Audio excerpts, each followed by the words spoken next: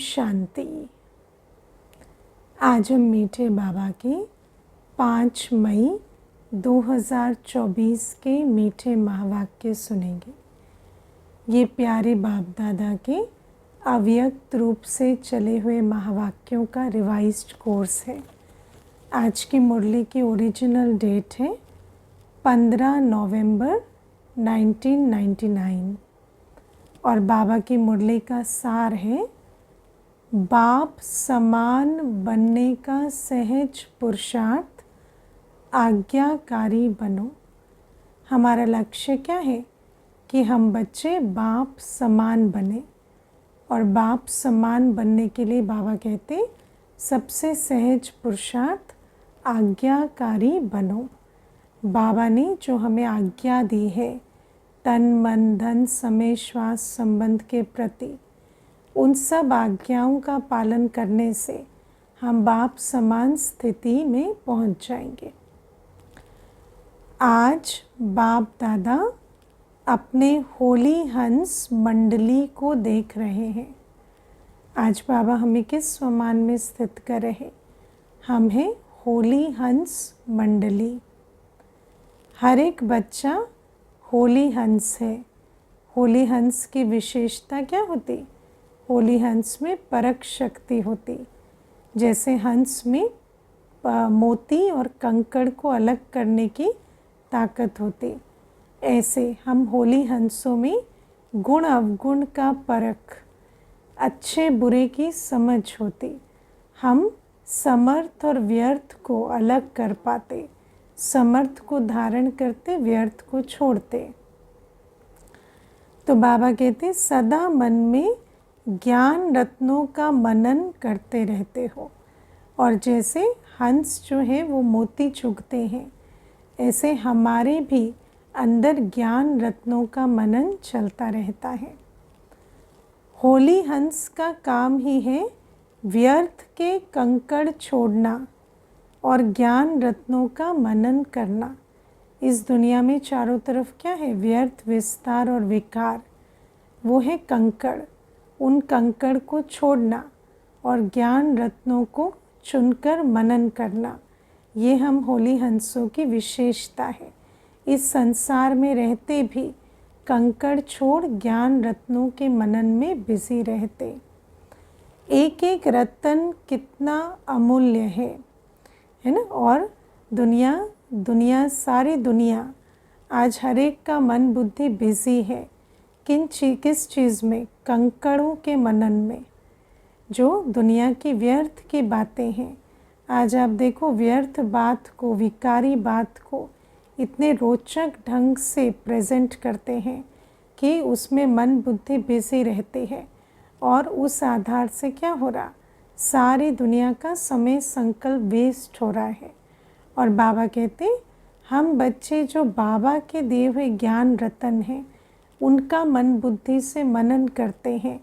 तो बाबा कहते एक एक ज्ञान रतन बहुत अमूल्य है। एक एक रतन की धारणा से हम आत्मा ज्ञान मूर्त, गुण मूर्त, शक्तिशाली बनते जा रहे हैं। हर एक बच्चा ज्ञान रत्नों की खान बन गए हैं। ज्ञान रत्नों के खजाने से सदा भरपूर रहते हैं, क्योंकि बाबा तो हमें झोलियाँ भर भर के ज्ञान रत्न रोज़ देते हैं। रोज़ की मुरली ज्ञान रत्नों से भरी मुरली किसी और बच्चे को मिलती है क्या? हम बच्चों को मिलती है। और बाबा कहते उस मुरली को धारण कर, एक एक ज्ञान रत्न पर मनन चिंतन कर हम मूल्यवान बन गए हैं, ज्ञान रत्नों की खान बन गए हैं। हम भरपूर आत्मा ज्ञान खजाने से भरपूर बन गए हैं। आज बाप दादा बच्चों में एक विशेष बात चेक कर रहे थे। वो क्या थी? ज्ञान व योग की सहज धारणा का सहज साधन है बाप और दादा के आज्ञाकारी बनकर चलना। जिनकी बुद्धि समर्पित होती है, जो बाप दादा के आज्ञाकारी होकर चलते हैं, तो वो ज्ञान रत्नों को भी धारण कर पाते और बाबा की याद में भी सहज रह पाते। क्योंकि आज्ञाकारी होने का बल उन्हें मिलता है ना। आज्ञाकारिता के गुण से बुद्धि नरम है, तो वो बुद्धि बाबा की याद में भी सहज टिकती और ज्ञान रत्नों को भी सहज धारण करती। बाप के रूप में भी आज्ञाकारी, शिक्षक के रूप में भी आज्ञाकारी और सद्गुरु के रूप में भी आज्ञाकारी। तीनों ही रूपों में आज्ञाकारी बनना है, अर्थात सहज पुरुषार्थी बनना। जब आज्ञाकारी होकर चलते तो बाप रूप में आज्ञाकारी है, तो बाबा की हर श्रीमत का पालन सहज कर पाते, क्योंकि आज्ञाकारिता हमारी बुद्धि को नरम कर देती। टीचर रूप में आज्ञाकारी तो बाबा की हर शिक्षा को धारण करना बहुत सहज हो जाता, और सतगुरु के रूप में आज्ञाकारी बाबा के हर फरमान को मानना जैसे बहुत सहज हो जाता आज्ञाकारिता के गुण से।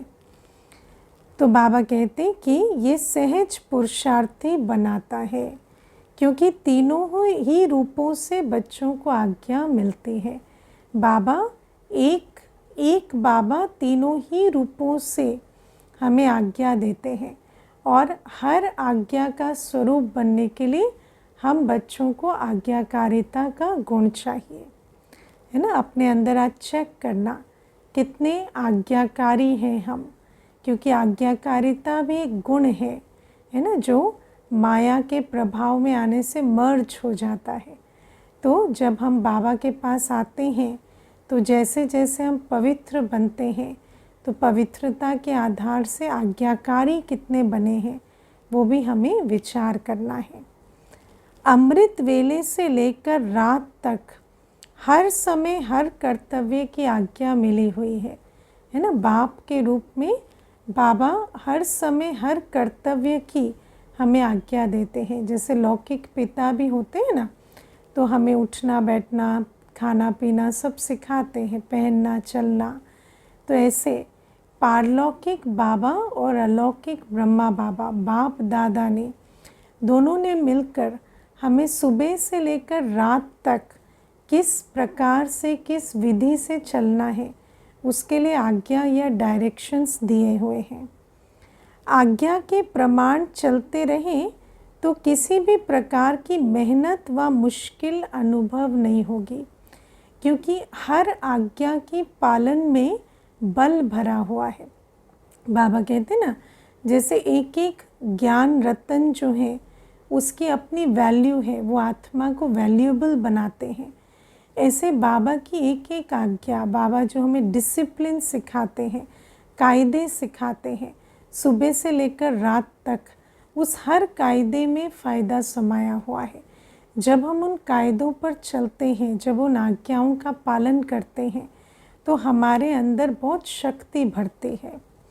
और बाबा कहते, और जब शक्तिशाली आत्मा हम बन जाते हैं तो कोई भी बात सामने आती है तो हमें मेहनत व मुश्किल का अनुभव नहीं होता। हर समय के मनसा, संकल्प, वाणी और कर्म तीनों ही प्रकार की आज्ञा स्पष्ट मिली हुई है ना। सवेरे से लेकर रात तक मनसा के प्रति भी, वाणी के प्रति भी, कर्म के प्रति भी हमें आज्ञा मिली हुई है। सिर्फ ऐसा नहीं कि कर्म के प्रति मिली है, लेकिन हर कर्म करते मनसा कैसी हो, वाणी कैसी हो, वो आज्ञाएं भी हमें मिली हुई है। तो हर समय पर मनसा, वाचा, कर्मणा तीनों के लिए बाबा ने हमें आज्ञा दी है, और वो भी स्पष्ट मिली हुई है। ऐसे नहीं जैसे दुनिया में कहें कि पता नहीं, कोई कहे कि मुझे ऐसा लगता है बाबा ये कहते हैं, कोई कहे मुझे ऐसा लगता है। नहीं, हम डायरेक्ट भगवानुवाद सुनते हैं, हमें क्लियर आज्ञा मिली हुई है। सोचने की भी आवश्यकता नहीं है कि ये करें या ना करें, क्योंकि बाबा ने बिल्कुल स्पष्ट डायरेक्शन दिए हुए हैं। ये राइट है या रॉन्ग है, खुद को जज भी नहीं करना पड़ता, क्योंकि बिल्कुल स्पष्ट बाबा ने आज्ञा दी हुई है। सोचने की भी मेहनत नहीं है। इसीलिए तो बाबा कहते हैं ना, बाप समान बनने की सहज विधि है आज्ञाकारी बनना, क्योंकि बाबा ने इतनी स्पष्ट हर समय के लिए मनसा वाचा कर्मणा की आज्ञा दी है कि उसमें सोचने की भी आवश्यकता नहीं पड़ती। परमात्म आज्ञा है ही सदा श्रेष्ठ। तो सभी कुमार जो भी आए हो, आज बाबा के सम्मुख कौन बैठे हैं? बाबा के कुमार, है ना। तो जो भी कुमार है, आज बाबा उनको देखकर मुरली चला रहे हैं। वैसे तो हम सभी ब्रह्मा कुमार कुमारी हैं, लेकिन बाबा आज खास अपने कुमारों को देख रहे हैं। तो सभी कुमार जो भी आए हो, बहुत अच्छा संगठन है। तो हर एक ने बाप का बनते ही बाप से वायदे किए हैं भाई। वायदे बताओ, जब बाप के बने हैं तो सबसे पहले कौन सा वायदा किया? बताओ भाई, कौन सा वायदा किया? सब पहले अपना अपना आंसर दो, फिर बाबा बताएंगे। तो आज बाबा क्या कहते हैं कि सबसे पहला वायदा बाबा का बनते ही बच्चे कौन सा करते हैं? बाबा तन मन धन जो भी है, कुमारों के पास धन तो ज़्यादा होता नहीं, फिर भी जो है सब आपका है ना। तो पहला वायदा, क्योंकि बाबा ने कहा है मैं सौदागर हूँ, तो तुम मेरे को तेरा करेंगे तो तुम वर्षे के मालिक बनेंगे।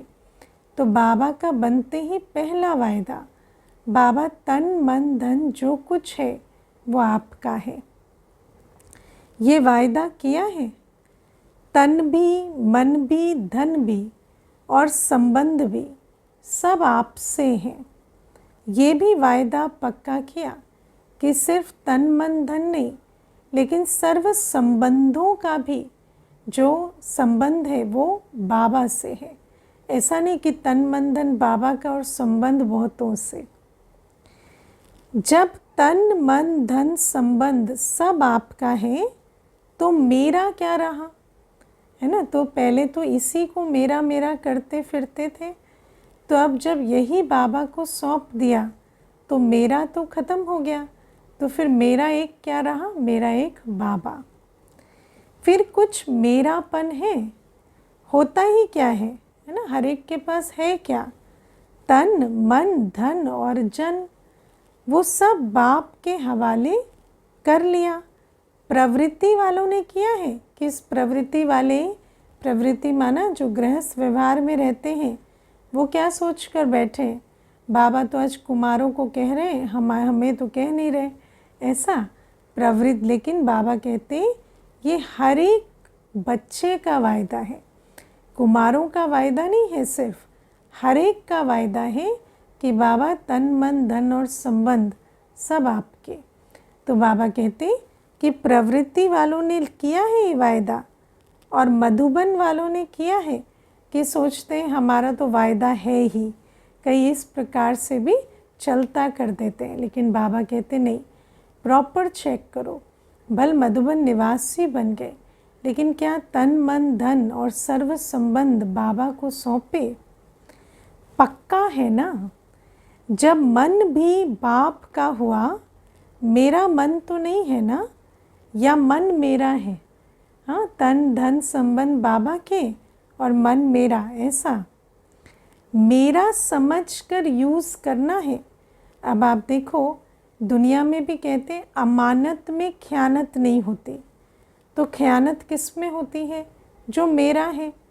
तो मन में भी जो ख़यानत होती है, मन में भी जो हमारे व्यर्थ या विस्तार के संकल्प आते हैं या विकार के संकल्प आते हैं, उस द्वार को खुला रखने का कारण क्या रहता?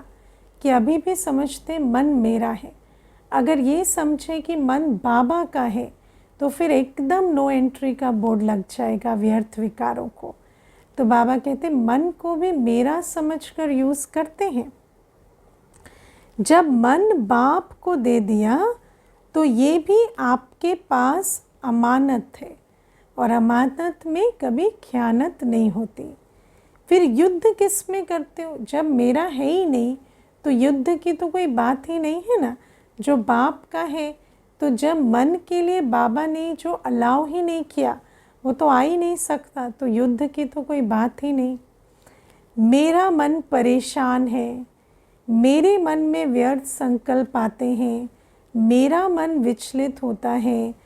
जब मेरा है नहीं, अमानत है, फिर अमानत को मेरा समझकर यूज़ करना, क्या ये अमानत में खयानत नहीं है? है ना? जब मेरा है ही नहीं तो उस मन को परेशान या विचलित करने की हमें परमिशन किसने दी? ये तो बाबा का है ना। तो ऐसी कोई चीज़ की हमें एंट्री ही नहीं देनी है। आत्मा अलाउ ही नहीं कर सकती जो चीज़ मन को विचलित करे या परेशान करे। माया के दरवाजे हैं मैं और मेरा, है ना, क्योंकि जहाँ मैंपन मेरापन है, अमानत का भाव नहीं है, वहाँ व्यर्थ विस्तार को सारे दरवाजे खुले रहते हैं। तो तन भी आपका नहीं, फिर देहाभिमान का मैं कहाँ से आया? है ना, मैं सुंदर, मैं धनवान, मैं गुणवान कहाँ से आता है? जब मेरा तन है ही नहीं, है बाबा का, तो जो बाबा की चीज़ है उस पर हम देहाभिमान कैसे कर सकते? है ना, ये तो गिफ्ट है। गिफ्ट के ऊपर कभी ईगो रख सकते हैं क्या? मन भी आपका नहीं तो मेरा मेरा कहाँ से आया? तेरा है या मेरा है? अब बाबा कहते तो हैं कि बाबा को दे दिया, सौंप दिया, पहला वायदा कर लिया। लेकिन चेक करो, अगर पहला वायदा कर लिया पूरा और बाबा को तेरा कर दिया सब कुछ, तो फिर ये मेरा मन परेशान है, विचलित है, या तन का देहाभिमान कैसे आता है? बाप का है या सिर्फ कहना, करना नहीं? है ना, सिर्फ कह रहे हैं ऐसा या कर भी रहे हैं? क्योंकि कर रहे हैं तो ये बातें तो डिक्शनरी से निकल ही जाएंगी। कहना बाप का और मानना मेरा, है ना। बाप को जानते हैं, कहते भी हैं मेरा बाबा, लेकिन मानते हैं, है ना, मेरा तन, मेरा धन, मेरा मन, है ना, मेरा बाबा नहीं मानते। और जहाँ मेरा मेरा तन मन धन संबंध में है, वहाँ बाबा के साथ मेरापन हो ही नहीं सकता। सिर्फ पहला वायदा याद करो कि न बॉडी कॉन्शियस की मैं है न मेरा है, और सोल कॉन्शियस का मैं और मेरा क्या है? मैं आत्मा और मेरा बाबा। हम बॉडी कॉन्शियस के मैं में, है ना, मैं धनवान, मैं गुणवान, मैं शक्तिवान नहीं कह सकते। मैं आत्मा और मेरा एक बाबा, मेरा ये मेरा वो नहीं कर सकते। तो जो बाप की आज्ञा है, तन को भी अमानत समझो, मन को भी अमानत समझो, और अमानत को अमानत के मालिक की मत के आधार से चलाना पड़े, है ना। जिसकी अमानत है उस पर उसका कंट्रोल चलेगा। तो तन मन धन संबंध सब श्रीमत के आधार से चले। फिर मेहनत की ज़रूरत है क्या? जब तेरा कर दिया तो कोई मेहनत नहीं, सारी मेहनत है मेरे मेरे में। कोई भी कमज़ोरी आती है तो इन दो शब्दों से ही आती है, मैं और मेरा। तो ना आपका तन है, ना बॉडी कॉन्शियस का मैं है। मन में जो भी संकल्प चलते हैं, अगर आज्ञाकारी हो तो बाप की आज्ञा क्या है मन के प्रति? कि पॉजिटिव सोचो, शुभ भावना के संकल्प करो। बाबा ने मन को परमिशन ही नहीं दी है किसी नेगेटिव या शुभ भावना के विपरीत संकल्प के लिए। फालतू संकल्प करो, ये बाप की आज्ञा है क्या? नहीं। तो जब आपका मन नहीं है फिर भी व्यर्थ संकल्प करते हो तो बाप की आज्ञा को प्रैक्टिकल में नहीं लाया ना। सिर्फ एक शब्द याद करो कि मैं परमात्मा आज्ञाकारी बच्चा हूँ। तो जो बाबा की आज्ञा नहीं, उस लकीर के बाहर मैं जा ही नहीं सकता, अपने आप को छुट्टी देनी ही नहीं है। बाप की ये आज्ञा है या नहीं है वो सोचो, है ना। हर कर्म करने से पहले सोचना क्या है कि ये बाप की आज्ञा के अनुकूल है या नहीं है। जो आज्ञाकारी बच्चा होता है वो सदा बाप को स्वतः ही याद होता है ना। वो सिर्फ बाबा को याद नहीं करता, वो तो सदा बाप की याद में है ही, तभी तो आज्ञा की आज्ञा की अवेयरनेस में रहता। बाबा याद होगा तब तो बाबा की आज्ञा, टीचर याद होगा तब तो टीचर की शिक्षा याद होगी ना। तो अंडरस्टूड है कि जो आज्ञाकारी है वो तो बाबा की याद में है ही, लेकिन जो आज्ञाकारी है वो बाबा को भी सदा स्वतः याद रहता है। और सोचो, अगर बाबा को हम याद रहें तो जीवन का अनुभव कैसा होगा। स्वतः ही प्यारा होता है, स्वतः ही बाप के समीप होता है। तो चेक करो, मैं बाप के समीप, बाप का आज्ञाकारी हूँ। एक शब्द तो अमृत वेले याद कर सकते हो ना, मैं कौन। तो क्या याद आना चाहिए, मैं आज्ञाकारी आत्मा, आज्ञाकारी हूँ, या कभी आज्ञाकारी और कभी आज्ञा से किनारा करने वाले। कई बार क्या करते हैं, जब अवज्ञा करते हैं तो बाबा को बाहर बिठा देते हैं, किनारा करते हैं और फिर अपनी मन मत पर चलते हैं या पर मत पर चलते हैं। तो अपने आप को रोज़ याद दिलाओ, पूछो कौन हूँ मैं, आज्ञाकारी बच्चा हूँ या आज्ञा से किनारा करने वाला बच्चा हूँ।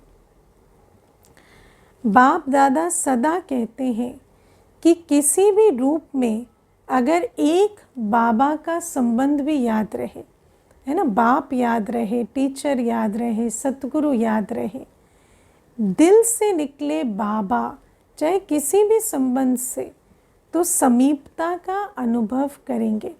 और जब बाबा याद आएगा तो किसी भी रूप से बाबा याद आए, उस रूप से आज्ञाकारिता भी रहेगी, इमर्ज होगी। और फिर वो जो आज्ञाकारिता है वही हमारे लिए छत्र छाया बन जाएगी।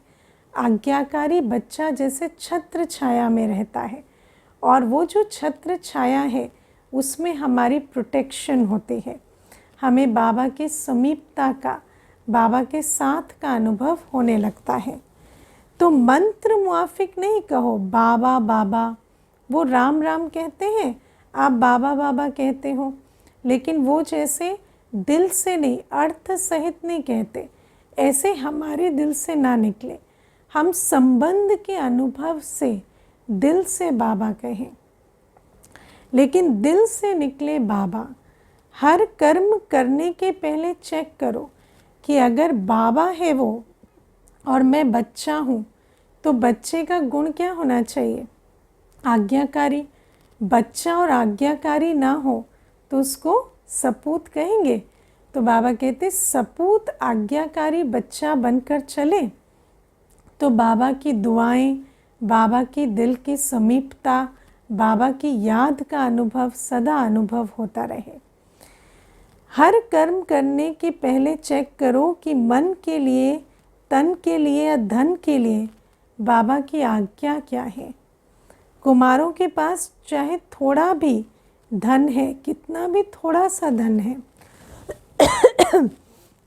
लेकिन जैसे बाप ने आज्ञा दी है कि धन का पोता मेल किस प्रकार से रखो, वैसे रखा है ना। बाबा कहते थोड़ा है इसीलिए ऐसा नहीं कि मनमानी करो, थोड़ा भी है तो भी धन का पोता मेल पूरा रखना है। क्रेडिट और डेबिट सारा हिसाब रखना है कि कौन सा मेरा जो कमाई है वो ईश्वरीय आज्ञा के अनुकूल है, कौन सा मेरा खर्च ईश्वरीय आज्ञा के अनुकूल है, और कौन से व्यर्थ खर्च हैं, कौन से खर्च विकारों के वश हो रहे हैं। ये सारे जैसे पोतामेल अपना चेक करना है, या जैसे आता वैसे चलाते रहते हैं। हर एक कुमार को धन का भी पोतामेल रखना चाहिए। धन को कहाँ और कैसे यूज़ करना है, मन को भी कहाँ और कैसे यूज़ करना है, तन को भी कहाँ लगाना है, ये सब पोतामेल होना चाहिए। क्योंकि इस समय हमारा एक एक संकल्प, एक एक श्वास, एक एक पैसा बाबा का है, ईश्वरीय कार्य के लिए है ना, स्व उन्नति और विश्व कल्याण के प्रति समर्पित है।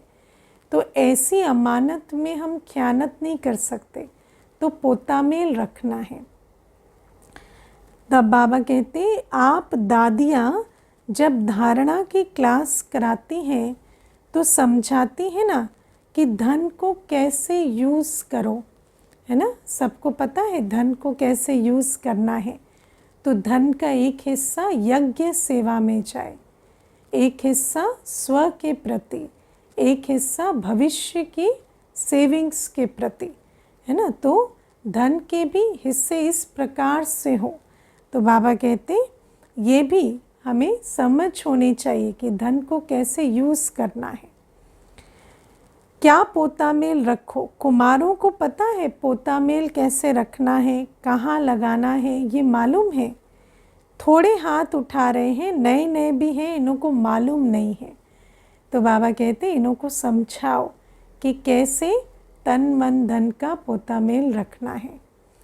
इन्हों को ये ज़रूर बताना कि क्या क्या करना है, धन के लिए पोता मेल रखने की क्या आज्ञा है, वो पूरी तरह से समझनी पड़े। क्योंकि धन भी अमानत है ना। धन भी विश्व कल्याण के प्रति है। निश्चिंत हो जाएंगे, बोझ नहीं लगेगा। क्योंकि आप सबका लक्ष्य है कुमार माना लाइट। और बोझ मुक्त कब होते, जब हम आज्ञा प्रमाण चलते, जब हमने सब कुछ किया है बाबा की आज्ञा से, तो बोझ भी बाबा का। और अगर मैंपन मेरेपन में करते तो लाइट नहीं रह सकते। क्योंकि अपने कर्मों की जिम्मेवारी खुद उठाई है। क्योंकि बाबा की श्रीमत प्रमाण तो किया नहीं। अगर श्रीमत प्रमाण किया है तो बाबा जिम्मेवार है। और अगर मैंपन में करते हैं तो हम खुद जिम्मेवार हैं। और खुद जिम्मेवार है तो बहुत बोझ होता। डबल लाइट कुमारों का लक्ष्य है ना कि हमको नंबर 1 आना है। बाबा कहते एक कुमार 100 ब्राह्मणों से उत्तम है। तो कुमारों को ये लक्ष्य है ना कि हमारी तो डेस्टिनी ही इतनी अच्छी है, हमारा ड्रामा इतना अच्छा है कि बाबा कहता है एक कुमार 100 ब्राह्मणों से उत्तम है। तो क्या मेरा लक्ष्य है नंबर 1 में आना। तो लक्ष्य के साथ फिर लक्षण भी चाहिए। लक्ष्य बहुत ऊंचा हो और लक्षण नहीं हो तो लक्ष्य तक पहुंचना फिर मुश्किल है। इसीलिए जो बाप की आज्ञा है उसको सदा बुद्धि में रख, फिर कार्य में आओ, है ना। क्योंकि आज्ञा की छत्र छाया में रहने से कमाई ही कमाई होती, हम माया से भी बच जाते और बाबा की दुआएं और बाबा की गुण और शक्ति की वर्षा की छत्र छाया में भी रहते। बाप दादा ने पहले भी समझाया है कि ब्राह्मण जीवन के मुख्य खजाने हैं संकल्प, समय और श्वास। आपके श्वास भी बहुत अमूल्य हैं। एक श्वास भी कॉमन नहीं हो, व्यर्थ नहीं हो। हर श्वास में कमाई होनी चाहिए, है ना। भक्ति मार्ग में भी कहते हैं श्वासोश्वास याद। तो हमारा एक श्वास भी बाबा की याद के बिना ना रहे। भक्ति में कहते हैं श्वासोश्वास अपने इष्ट को याद करो, श्वास भी व्यर्थ नहीं जाए, है ना। आजकल तो दुनिया में भी कहते हैं ना एक एक श्वास के साथ ये करो, इनहेल एक्सेल। लेकिन बाबा कहते हैं हर श्वास में बाबा को याद करते हुए सब कार्य करो। ज्ञान का खजाना, शक्तियों का खजाना ये तो है ही, लेकिन मुख्य ये तीनों खजाने संकल्प, समय और श्वास। आज्ञा प्रमाण सफल होते हैं, एक सेकंड भी वेस्ट ना जाए, एक संकल्प भी व्यर्थ संकल्प ना हो और एक श्वास भी बाबा की याद में सफल नहीं हुआ तो वो वेस्ट हो गया। व्यर्थ तो नहीं जाते, क्योंकि व्यर्थ जाने से जमा नहीं होता। युग जमा करने का है। जमा करने की विधि सिखाने वाला बाप और शिक्षक बैठा है, लेकिन बच्चों का व्यर्थ चला जाए ये भी कैसी है ना, बड़ी भूल हो जाएगी। तो बाबा कहते कि एक भी संकल्प, श्वास और समय व्यर्थ ना जाए। व्यर्थ गया तो जमा नहीं होता। और जमा का खाता इस संगम पर ही जमा करना है। ये जमा करने का एकमात्र युग है। सतयुग से लेकर कलयुग तक गंवाएंगे, खर्च करेंगे, लेकिन कमाई करने का, जमा करने का युग ये है। और जमा करने का साधन क्या है? तन, मन, धन, समय, श्वास, संबंध और संकल्प। तो बाबा कहते अब एक भी जमा करने का सेकंड या संकल्प वेस्ट ना जाए।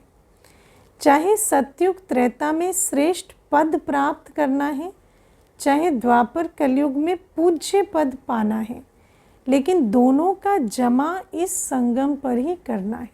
इस संगम के ही पुरुषार्थ के आधार से हमें, चाहे सतयुग त्रेता की भविष्य की कमाई है, पूज्य पद की बात है, या द्वापर युग से भक्त हमारे पुजारी बने वो बात है ना, देवता पद की बात हो चाहे पूज्य पद की बात हो, दोनों ही हमें इस समय की कमाई से मिलेगा। इस हिसाब से सोचो कि संगम समय की जीवन के छोटे से जन्म के संकल्प, समय, श्वास कितने अमूल्य हैं। क्योंकि इस एक एक सेकंड का जो मदार है, इस एक एक सेकंड के मदार से, एक एक संकल्प के मदार से हमारा पूरा भविष्य बन रहा है। तो कितना अमूल्य है ये एक एक सेकंड, संकल्प और श्वास। इसमें अलबेले नहीं बनना है ना। सबसे बड़ा जो अच्छे पुरुषार्थी होते हैं ना, फिर उनके लिए माया का सबसे बड़ा रूप क्या होता? अलबेलापन। क्योंकि वो विकारों में तो नहीं जाते, लेकिन व्यर्थ गवा देते हैं। कई बार अलबेले हो जाते, इतना अटेंशन नहीं देते। तो अटेंशन नहीं देते तो व्यर्थ का खाता बन जाता। जो जमा करने का समय है वो व्यर्थ चला जाता। कुछ गवाया नहीं, कोई विकारी खाता नहीं बनाया, लेकिन व्यर्थ का खाता बनाते चले गए और मालूम भी नहीं पड़ा। तो माया का बहुत बड़ा अस्त्र है अलबेलापन। जैसा आया वैसे दिन बीत गया। दिन आया, दिन बीता, पता ही नहीं चला। दिन बीता नहीं, लेकिन एक दिन में बहुत बहुत गवाया। क्योंकि गवाना सिर्फ उसको नहीं कह सकते जो है और गवा दिया, लेकिन जो कर सकते थे उस दिन का, अगर वो नहीं किया तो वो भी गंवाने जैसा हो गया ना। अपॉर्चुनिटी कॉस्ट कहते हैं इसको इकोनॉमिक्स में, कि जो कमाई कर सकते थे वो नहीं की। जब भी कोई फालतू संकल्प, फालतू समय जाता है तो ऐसे नहीं समझो चलो 5 मिनट गया, बचाओ वो 5 मिनट भी बचाओ। क्योंकि 5 मिनट हमारे कितने वर्षों की तकदीर बनाने वाले हैं। समय अनुसार देखो प्रकृति अपने कार्य में कितनी तीव्र है। देखो प्रकृति धीरे धीरे, प्रकृति का स्वरूप कैसा होता जा रहा है, बिल्कुल रुद्र रूप। आजकल प्रकृति के लिए सभी कहते हैं कि प्रकृति कब धोखा दे दे पता नहीं चलेगा। कुछ ना कुछ खेल दिखाती रहती है, कहाँ ना कहाँ खेल दिखाती रहती है। आजकल आप चाहे अर्थक्वेक्स की बात करो, चाहे कोई है ना और प्राकृतिक आपदाओं की बात कहो, हर कहीं ना कहीं कुछ ना कुछ चल ही रहा है। प्रकृति अपना खेल निरंतर दिखा रही है। लेकिन प्रकृति पति ब्राह्मण बच्चों का खेल एक ही है, उड़ती कला का। प्रकृति तो खेल दिखा रही है, लेकिन क्या प्रकृति पति ब्राह्मण बच्चे भी और निरंतर उतना ही खेल दिखा रहे हैं उड़ती कला में जाने का? जैसे प्रकृति दिन प्रतिदिन अपना स्वरूप बदल रही है। क्या हम कह सकते एक दिन से दूसरे दिन में हम बच्चों की स्टेज में बहुत उन्नति होती है, हम उड़ती कला में जा रहे दिन प्रतिदिन? ऐसा तो नहीं कि प्रकृति तो एक दिन में बदल रही है और हमें 1 मास लग रहा है, नहीं। जितना परिवर्तन प्रकृति में एक दिन में हो रहा है, क्या उससे ज़्यादा परिवर्तन मेरी स्टेज में हो रहा है? तो प्रकृति तो खेल दिखाती, लेकिन ब्राह्मण अपने उड़ती कला का खेल दिखा रहे हो? बाबा पूछते। कोई बच्चे ने बाप दादा को उड़ीसा के समुद्री तूफान की रिज़ल्ट लिख कर दी, है ना। उड़ीसा में बहुत बड़ा साइक्लोन आया था, तो उसकी बात बाबा को लिख कर दी कि ये हुआ, ये हुआ। तो वो प्रकृति का खेल तो आपने देख लिया। लेकिन बाप दादा पूछते हैं कि आप लोगों ने सिर्फ प्रकृति का खेल देखा या अपने उड़ती कला के खेल में बिजी रहे। आप देखने में बिजी रहे या अपनी उड़ती कला के खेल करने में बिजी रहे, है ना। क्योंकि प्रकृति भी हमें प्रभावित ना करे, प्रकृति अपना काम कर रही है। लेकिन क्या बाबा ने हमें जो खेल करने को कहा है कि सेकंड बाय सेकंड निरंतर हमारी उड़ती कला बने, क्या हम वो खेल कर रहे हैं या सिर्फ समाचार सुनते रहे। समाचार तो सब सुनना भी पड़ता है, परंतु जितना समाचार सुनने में इंटरेस्ट रहता उतनी अपनी उड़ती कला की बाजी में रहने का इंटरेस्ट रहा, है ना। क्योंकि हमारा काम सुनना नहीं है, हमारा काम है परिवर्तन करना। और परिवर्तन हम सुनने से नहीं करेंगे, ज़्यादा जानने से, पुरानी दुनिया का समाचार ज़्यादा जानने से हम परिवर्तनशील नहीं बनेंगे।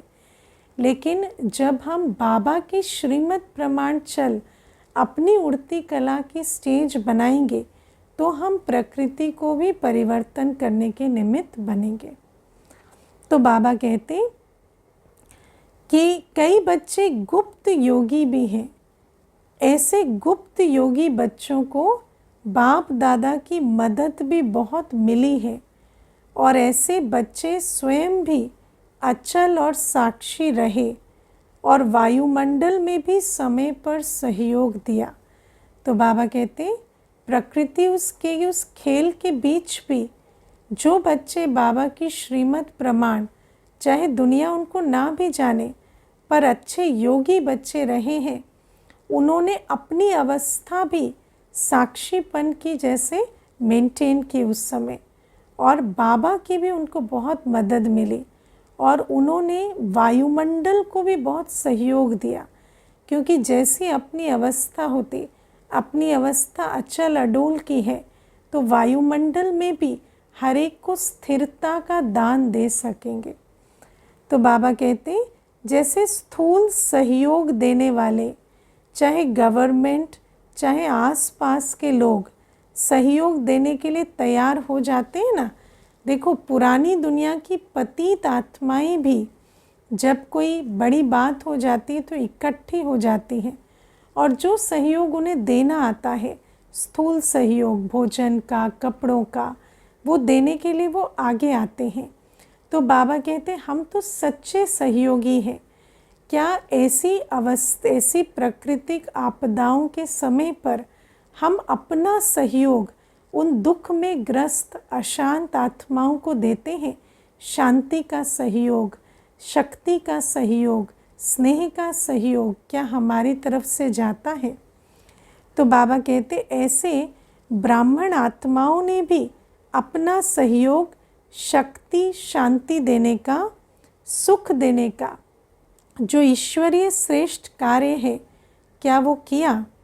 जैसे वो गवर्नमेंट ने ये किया, फलाने देश ने ये किया, फ़ौरन ही अनाउंसमेंट करने लग जाते हैं। तो बाप दादा पूछते हैं कि आप ब्राह्मणों ने भी अपना ये कार्य किया है ना, कि आपने भी जिम्मेवारी उठाई, वो पान का बीड़ा उठाया कि मुझे अपनी शांत, शक्तिशाली और सुख स्वरूप अवस्था से वायुमंडल को इतना शक्तिशाली बनाना है कि हर आत्मा तक वो शक्ति का दान पहुँचे। आपको भी अलर्ट होना चाहिए, है ना। जब हम अलर्ट होंगे, अटेंशन देंगे, तब तो अटेंशन की शक्ति से उनकी पालना होगी। स्थूल सहयोग देना ये भी आवश्यक होता है, इसमें बाप दादा मना नहीं करते। लेकिन जो ब्राह्मण आत्माओं का विशेष कार्य है, क्योंकि स्थूल सहयोग तो दूसरे भी दे सकते हैं, लेकिन ये जो आत्मिक सहयोग है, आत्मिक बल का सहयोग है, ये पुरानी दुनिया की आत्माओं को देना नहीं आता। इसलिए ये हमारा विशेष कार्य है जो और कोई सहयोग नहीं दे सकता।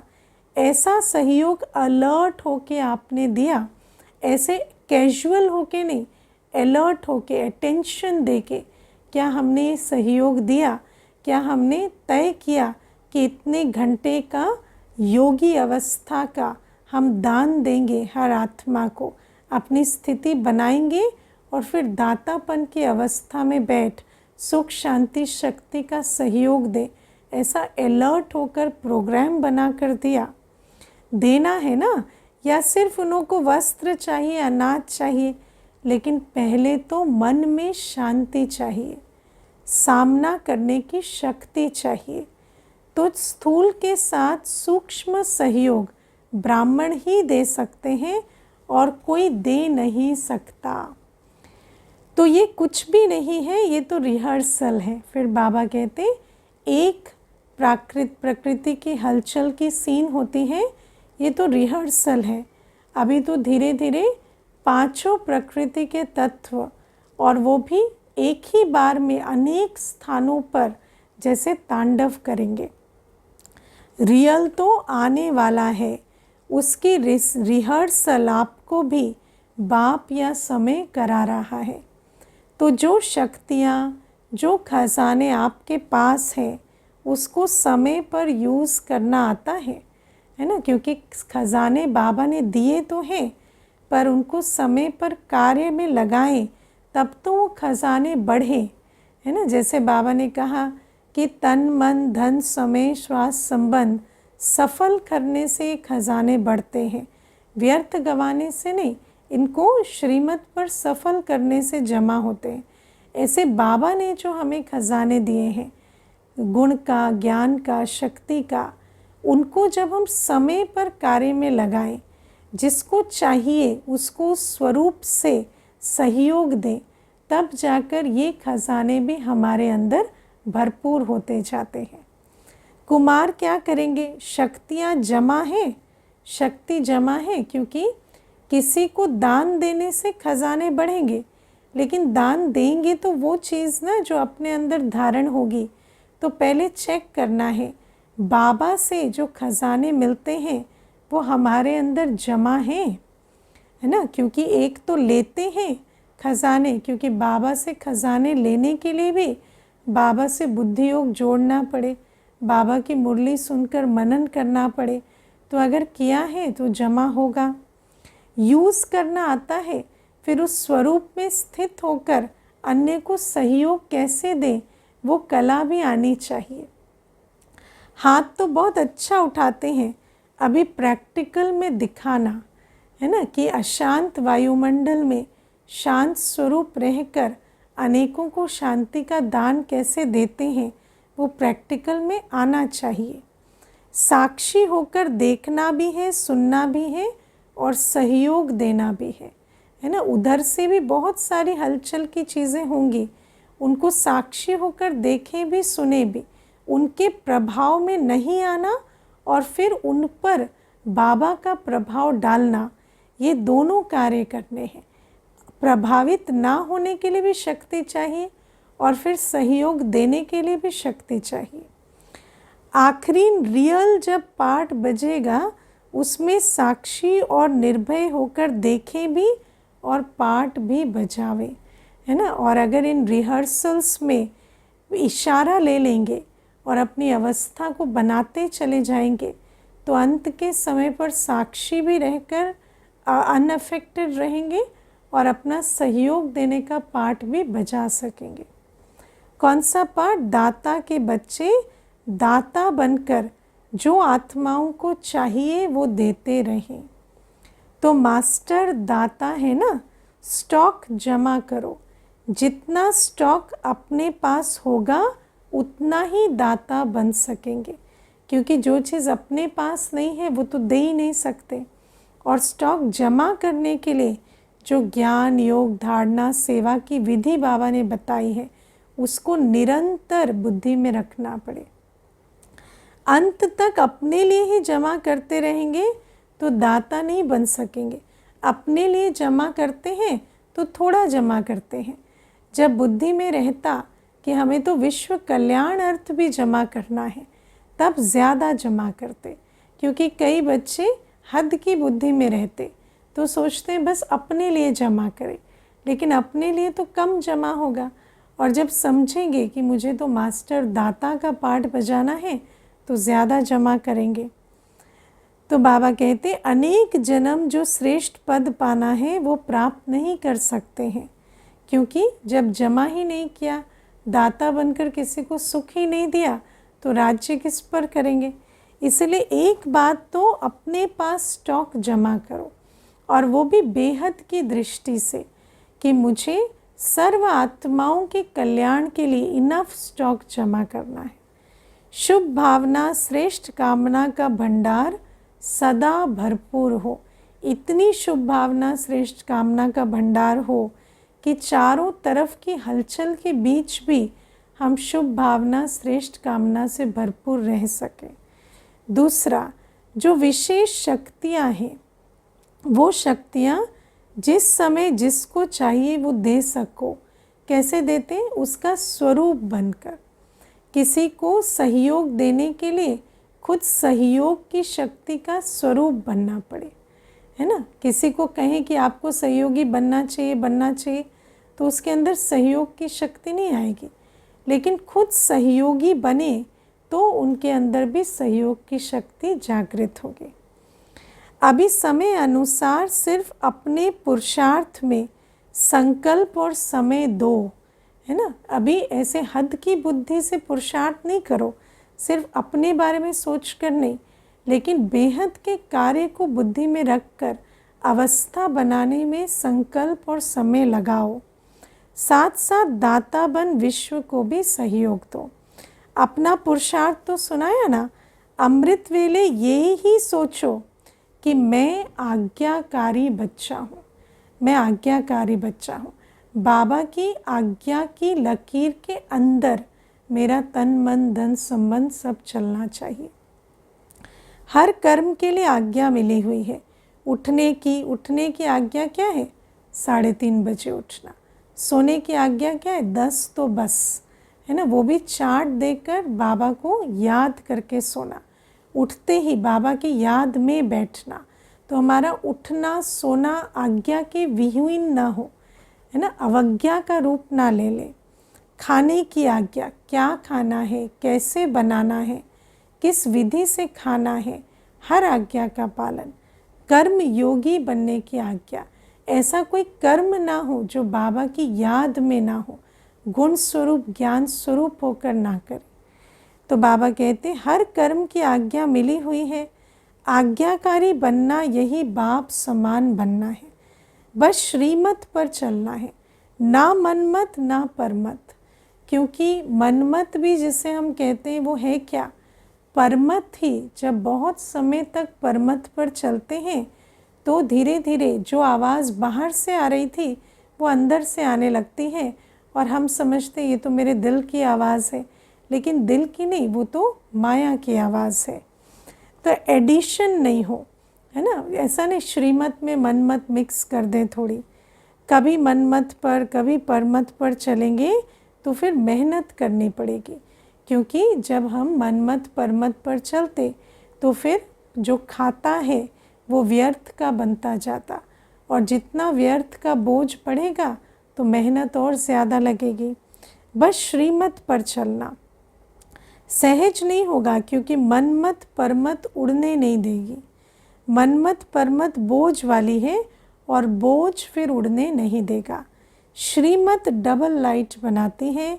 श्रीमत पर चलना अर्थात सहज बाप समान बनना, क्योंकि बाबा का है ऊंचे ते ऊंच, और बाबा तक कैसे पहुंचेंगे? जब उड़ती कला में जाएंगे और श्रीमत पर चलेंगे, डबल लाइट होकर उड़ेंगे, तब तो बाप समान बनेंगे। श्रीमत पर चलने वाले को कोई भी परिस्थिति नीचे नहीं ले आ सकती, क्योंकि उनको उड़ाने वाली उनकी श्रीमत का बल है।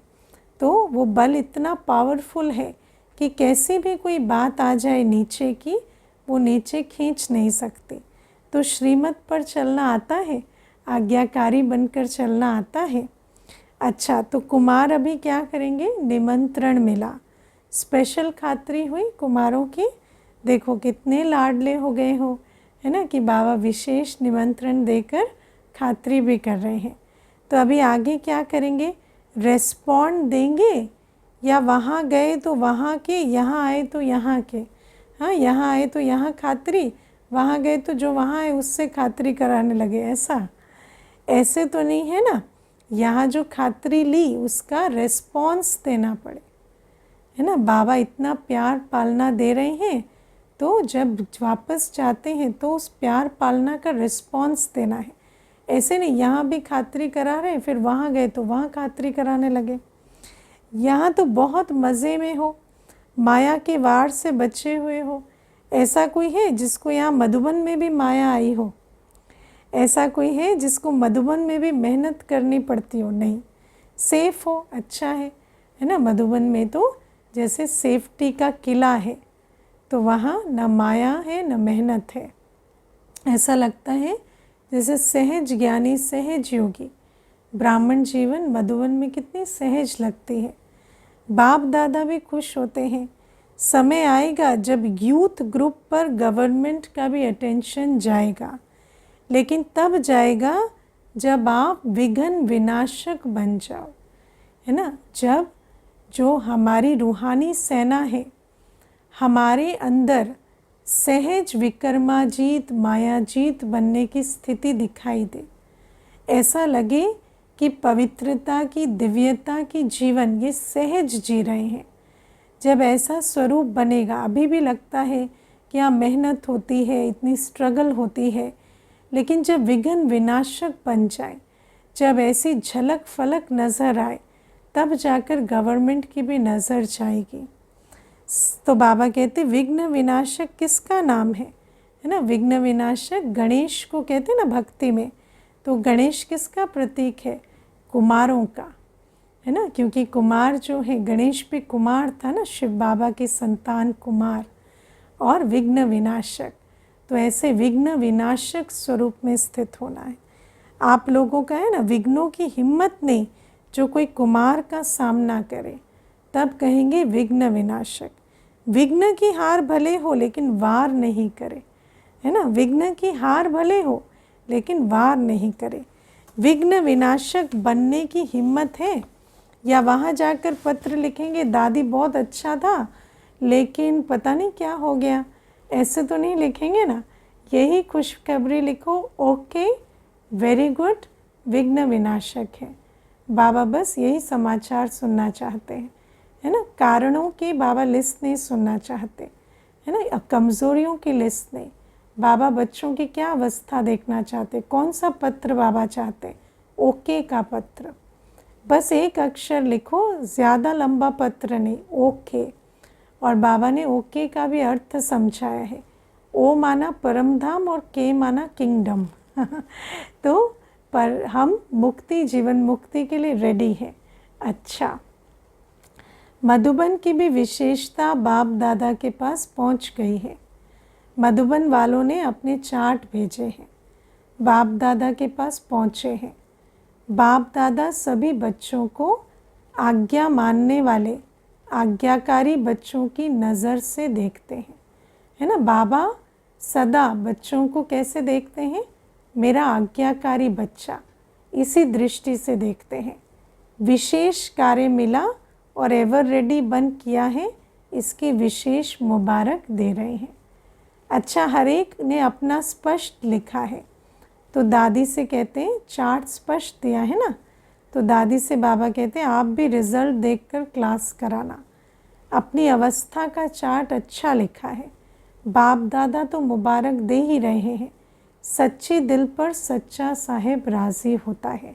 अच्छा, फिर बाबा याद प्यार दे रहे हैं चारों ओर के आज्ञाकारी बाप दादा के आज्ञाकारी बच्चों को, सदा विघ्न विनाशक बच्चों को, सदा श्रीमत पर सहज चलने वाले, मेहनत से मुक्त रहने वाले, सदा मौज में उड़ने और उड़ाने वाले, सर्व खजानों के भंडार से भरपूर रहने वाले, ऐसे बाप के समीप और समान रहने वाले बच्चों को बहुत बहुत याद प्यार और नमस्ते। कुमारों को भी विशेष अथक और एवर रेडी, सदा उड़ती कला में उड़ने वालों को बाप दादा का विशेष याद प्यार। ऐसे मीठे प्यारे बाबा को भी हम बच्चों का याद प्यार, गुड मॉर्निंग और नमस्ते। ओम शांति। अब बाप दादा ने डायमंड हॉल में बैठे हुए सभी भाई बहनों को दृष्टि देने के लिए हॉल का चक्कर लगाया। बाबा ने हॉल का चक्कर लगाया और क्या कहा, बाप दादा का हर एक बच्चे से बहुत बहुत बहुत प्यार है, हर एक बच्चे से। ऐसे नहीं समझें कि हमारे से बाप दादा का प्यार कम है। आप चाहे भूल भी जाओ, लेकिन बाप निरंतर हर बच्चे की माला जपते रहते हैं, क्योंकि बाप दादा को हर बच्चे की विशेषता सदा सामने रहती है। तो बाबा हर बच्चे की विशेषता देखते हैं, कभी कमी नहीं देखते, और उस विशेषता की माला जपते उस विशेषता में बल भरते रहते हैं। कोई भी बच्चा विशेष ना हो ये नहीं है, हर बच्चा विशेष है। बाप कभी एक बच्चे को भी भूलता नहीं है। तो सभी अपने को विशेष आत्मा है और विशेष कार्य के लिए निमित्त हैं, ऐसे समझ के आगे बढ़ते चलो। हमें स्वमान में रहना है। मैं बाबा की चुनी हुई विशेष आत्मा हूँ और मेरे जीवन का लक्ष्य विशेष कार्य के प्रति है। मैं बाबा के ईश्वरीय कार्य के जिम्मेवार हूँ। तो इतनी ऊंची अपने को स्वमान देकर आगे बढ़ाना है। अच्छा, वरदान है, सदा रूहानी स्थिति में रहें, दूसरों की भी रूह को देखने वाले रूहानी रूहे गुलाब भव। बाबा कहते रूहे गुलाब अर्थात जिसमें सदा रूहानी खुशबू हो। रूहानी खुशबू वाले जहाँ भी देखेंगे, जिसको भी देखेंगे तो रूह को देखेंगे, शरीर को नहीं, क्योंकि जो जैसा है उसकी दृष्टि भी वैसी है। तो खुद रूहानी खुशबू वाले बनेंगे तो दूसरे को भी खुशबूदार फूल की दृष्टि से देखेंगे। तो स्वयं भी सदा रूहानी स्थिति में रहो और दूसरों की भी रूह को देखो। जैसे बाप ऊंचे ते ऊंचा है, ऐसे उसका बगीचा भी ऊंचे ते ऊंचा है। बाबा के बगीचा भी रूहे गुलाबों से भरा हुआ है। जिस बगीचे का विशेष श्रृंगार रूहे गुलाब आप बच्चे हो। आपकी रूहानी खुशबू अनेक आत्माओं का कल्याण करने वाली है, क्योंकि जब एक खुशबूदार होता है तो उसकी खुशबू से दूसरा भी महकता है। तो हम रूहे गुलाब अपनी रूहानी दृष्टि से दूसरे को भी रूहानियत में स्थित करने के निमित्त बन जाते हैं। स्लोगन है, मर्यादा तोड़कर किसी को सुख दिया तो वो भी दुख के खाते में जमा हो जाएगा। क्योंकि मर्यादा तोड़कर सुख देना नहीं होता, किसी की विकारी इच्छा को पूर्ण करना होता है। और किसी की विकारी इच्छा को पूर्ण करना माना उसको और विकारों की प्यास में तड़पाना, उसको और दुख का भागी बनाना। और जब ऐसा दुख का भागी किसी और को बनाएंगे तो हमें भी क्या मिलेगा, दुख का खाता ही हमारा जमा होगा। तो मर्यादा तोड़कर किसी को सुख नहीं देना। अच्छा, ओम शांति।